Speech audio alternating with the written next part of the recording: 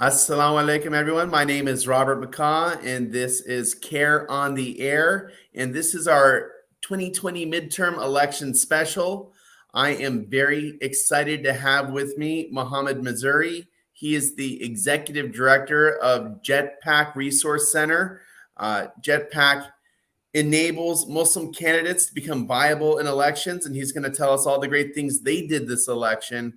And also, we're going to break down some serious good election numbers because CAIR and Jetpac have this election and other elections partnered to report on the number of Muslim candidates that ran for office and won their races. And this was another historic year, a great moment, a watershed for the American Muslim community, and it's setting us up for an even brighter future. So with that, I just want to jump right into it. Assalamu alaikum, Mohammed. How are you?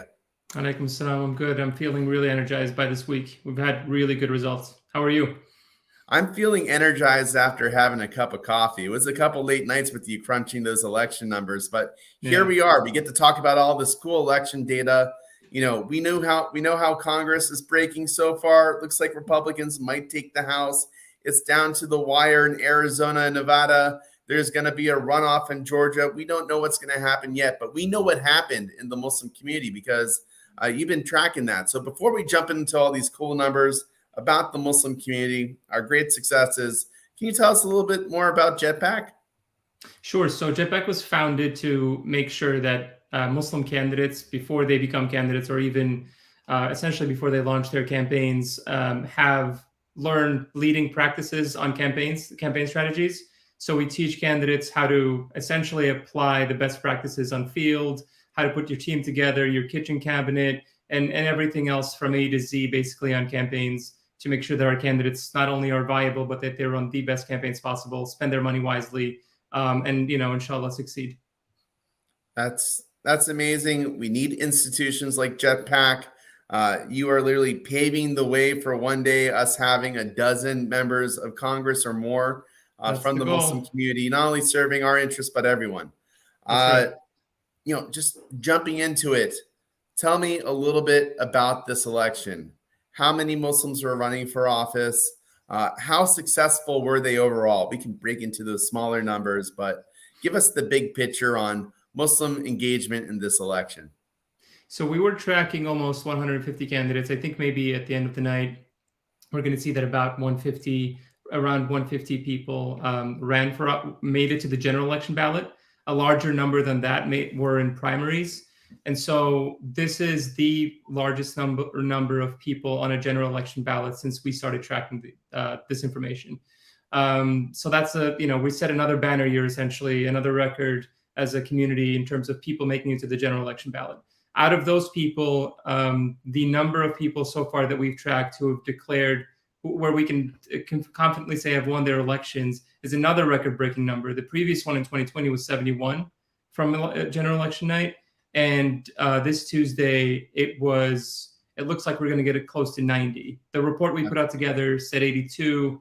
That's because we obviously weren't going to call anything that was too close to call, but more numbers are coming in. And some people also are telling us, hey, I'm also Muslim. As you know, when we track this, we're very cautious about not assuming anything. So unless we can get verification from either the candidate themselves or someone close to the candidates or something that's public, we don't make that assumption. We wait to do that. So usually what happens when we put out these numbers is a few more trickle in. So we're looking at almost 90 this year, which is another record. And the really positive trend is also on the state lawmaker side. We're going to have 16 additional state legislators who are going to join the previously 29 who were in office. Well, two of those 29, actually, one didn't run for re-election and the other one ran for something else. But so we're going to have a total, though, of about 44 state lawmakers after this election, which is an incredible number. 16 in one cycle is really impressive. And many of them were the first ever in their state. In Ohio, you've got two people. Ohio elected two state legislators for the first Muslim legislators to their state House of Representatives. Maine elected 3, which is incredible. That is. And strong Somali community out there. Very strong Somali community, extremely well organized and just ready to go and take on, what needs to be taken on when you run for office. And then in Minnesota now, they have their first woman in the Muslim woman in the state Senate, in Zainab Mohammed. In Illinois, you've got 2 new people as well. Georgia added another 3 to Sheikh Rahman, so they now have 4. Minnesota continues to lead the pack with 5. Georgia's now number 2 with 4. And Texas. And Texas has 2. Texas, yeah, no, exactly. Texas has 2. And and Michigan added another one. So it's just impressive. I think the most impressive thing is it's not just people running where there's potentially a Muslim community and that's why they're winning and getting new voters out there. Muslim candidates are winning everywhere, regardless of the circumstances. We're being very intentional about building relationships after 2016, 2017, and these relationships are, leading to good endorsements when you run for office and leading to good fundraising numbers, and then relationships that also build yourself a network so that you learn how to run effectively, spend your money wisely, choosing, which district to run for in a smart way, like which race, and we're seeing the results of this. Like, their numbers are incredible. I think we're seeing a real political maturity in the American Muslim community. We've gone from the place of, fear or marginalization to active involvement in political campaigns, hoping our voices will be represented by those offices that we're volunteering for, to saying, you know what, I'm going to run for office myself. Shucks, I didn't win that race. I'm going to try again. I got elected. School board. Oh, you know what? I'm going to run for the state legislature. Wow, I'm in here. All the way where you have people like Ilhan Omar, Andre Carson, Keith Ellis, and Rashida Tlaib making that next big step from state legislatures to the U.S. Congress. I really just see, it makes me really happy when I hear that we had so many people run for local school board, because I'm just looking at all these victories and I'm saying, wow, that's a lot of more people in the future in state legislatures. And what it really tells me is, in 10 years from now, our hair is going to be a little bit more gray, but we're going to be talking about a lot more Muslims in Congress right now. And that's because they built trust in their communities. Muslims don't normally get elected just with Muslim community support. We have enough people to maybe tip statewide elections or local races in favor of one candidate over another, but we cannot just do it ourselves. And so this is allyship. This is really, you have good candidates out there that have made inroads to other communities. Everyone trusts them. They say, this is my neighbor. This is my, Cub Girl Scout local den leader. This is the person on the PTA. And, people are betting on them to represent their community's best interests. That's what I really love about this. This makes me happy. I think you're touching on a very important point, right? Which is, I think people in 2018 and in 2019, we see these incredible nationwide success stories in Congresswoman Ilhan Omar's race and Congresswoman Rashida Tlaib's race. And I think for people who aren't local to their areas, it seems like they came out of nowhere, obviously, for the rest of, for people around the country.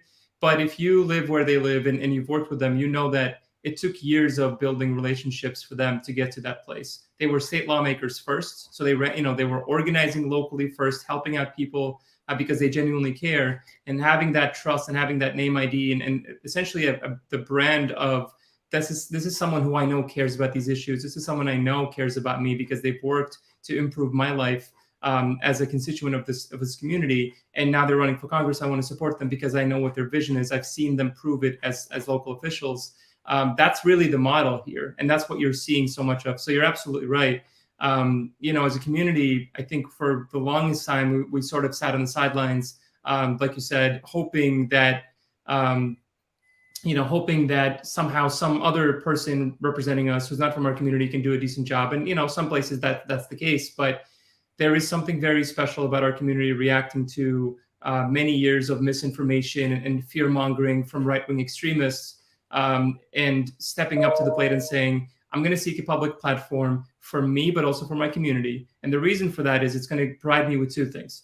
I'm going to be able to have a public platform to push back against Islamophobia, to push back against tropes, because I'm now an elected official at this, for whatever seat it is, and I can talk about those things. But the other thing I can do is I can improve the lives of my constituents, and I can talk to my peers, my colleagues, and basically being in that room where important decisions are being made on housing and education and climate change and policing. It has and talking about their perspective, these candidates as Muslims, and why justice for all is important, why oppression against anyone is wrong, those kinds of things, and having that lens to talk about all these different issues. It's just incredibly important to changing the perception of who we are as Muslims, but also to basically combat these terrible tropes that have existed for such a long time without anyone really in the media or in elected officials calling it for what it is, because they really don't know about it. So having that representation, it's just like, it matters for our community on so many different levels. And again, it is building essentially an infrastructure for the future, where today's local, school board member will become a state rep in the future, and today's state rep will become a member of the House, etc. Because then these people can work together and they can work with others. So I think it's incredible. Yeah, I'm excited about that. I was speaking with a reporter and they said, well, what do Muslim candidates believe? And I'm like, well, Muslims, like the American public, believe in a lot of different things and have a lot of different issues. And that's the beauty of our community, where so many candidates ran on so many different platforms that were tailored to local issues and community issues. And, Muslims are there addressing local problems and needs. There were some real challengers, though, to some figurehead well-established Muslim candidates this election. We saw early primary challenges within party targeting Ilhan Omar, Rashida Tlaib. Andre Carson has a good established brand, but he still has to fight. And we saw a real strong Republican challenge against Keith Ellison, the Attorney General of Minnesota. Tell us how they did. I mean, they did. Attorney General Ellison squeaked out a win, but obviously there's always going to be a strong Republican challenger in most states, essentially, when you're running statewide. So that was expected regardless. But I also think that Attorney General Ellison was facing a lot of the fear-mongering ads that have existed by right-wing groups and outside spending, where they're pretending like crime, is everywhere, and it's like historically on the rise, when the truth is it really, like, that wasn't backed up by numbers. But they were trying to sow fear and fear-mongering that wasn't, again, based in any real life expectations. But they also, I think there was like a backlash. It looks like trying to latch onto this backlash potentially to the racial justice protests that are happening from, again, right-wing extremists. But he ran a really good race. I mean, he has over a decade of experience, of actually 2 decades of experience of running races from a local perspective. He understands how to campaign. But I will also say this, going back to why it matters to have local officials in your own state. In his state, you've got people like Zainab Mohammed running and becoming the state senator. You've got 4 other people running, Muslims running also, right, for the state legislature, and many others running down ballot. All those people campaigned essentially on his ticket. They helped drive out Muslim voters who may not have voted unless they had a Muslim representative, potentially. And that helps in such a tight race. So when people think about the impact that you have when you're running for local office for your community, it does, it does impact it impacts the vote. So he was helped by that. Congresswoman Ilhan Omar in the primary, we know that it was a tight race. I think that it's an interesting outside thing. Spending too. A lot of outside spending. It's an interesting thing I keep saying. I wonder when they're going to stop, when they keep losing. I mean, the people who are spending against them, they keep losing to these people. It's the third re-election, I believe. Is it the third election? It's a third election for both of them. It's a second re-election. And they get that government pension now. Yeah, well, that's not why they're doing it, though. So I think I think what's interesting about both of them is it shows you one thing about Muslim candidates that's unfortunate, and hopefully it will one day end, which is whenever you run as a Muslim, no matter what your background is, no matter what the size of the race is, it could be the smallest of races where 400 people turn out. It doesn't matter. You will be viewed with suspicion by outside groups. They might not even live in your district. Oftentimes they could live in somewhere else. In bad faith sometimes, not even real suspicion, just politically calculated suspicion.